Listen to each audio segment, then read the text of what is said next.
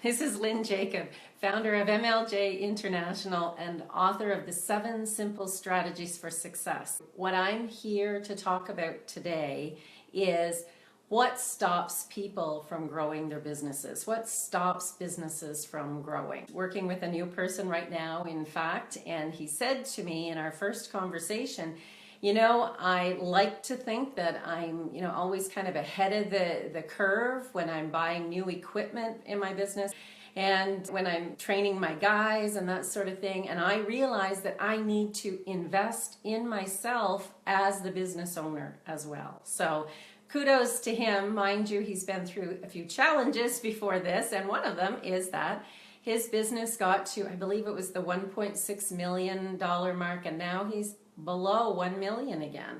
Gee, what is that? What causes that? Well, let me take you back to the best story that I can ever tell you about that.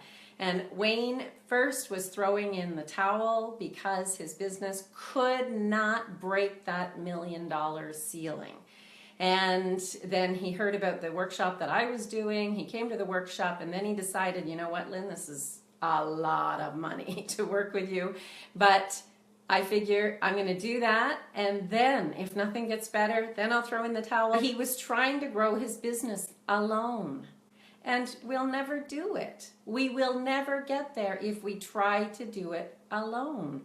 I mean, at the end of the day, really, when you got into business, why did you do it? Because you're good at your trade, because you're good at what you do. We all get into business for ourselves because we're damn good at what we do, which is fantastic.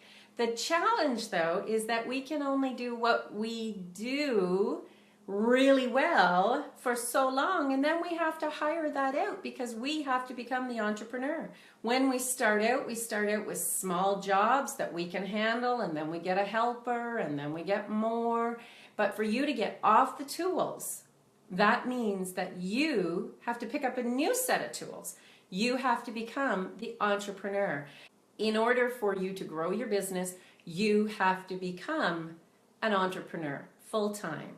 So that's what I do, is I help people. It's like I run an entrepreneurial school. I call it the Trade Contractors Business College.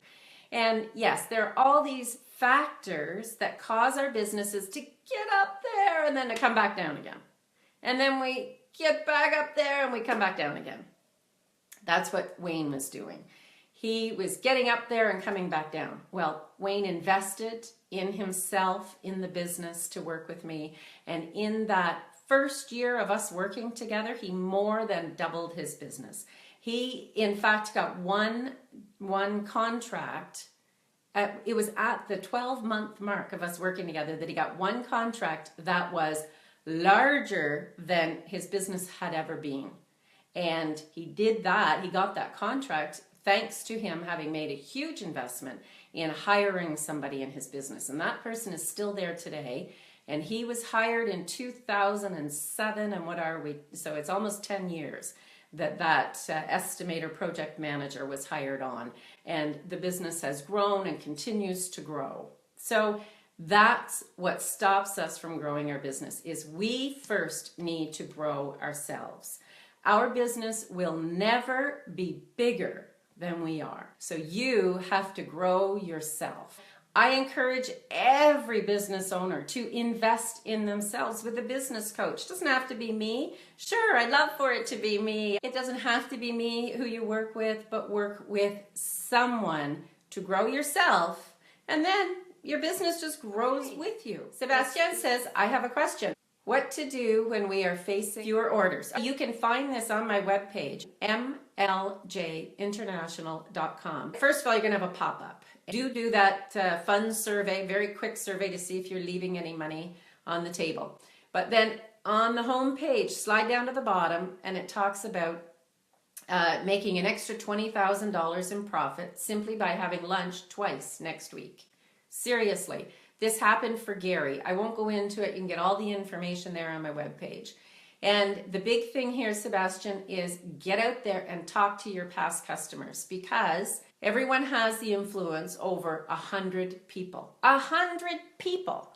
So if you contact one A customer every single day, and you talk to them and you say, we're a little bit slow right now. See, this is the big thing, is people are afraid to admit that they're a little bit slow in business right now.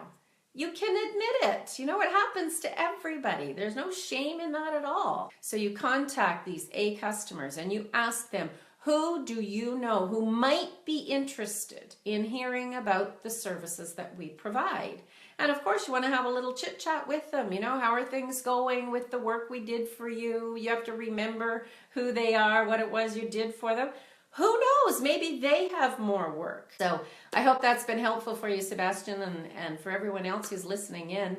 I trust that's going to be helpful for you guys too. Check it out Mondays at 11. So that's Lynne at 11 on Mondays, 11 Eastern. Thanks, everybody. Bye.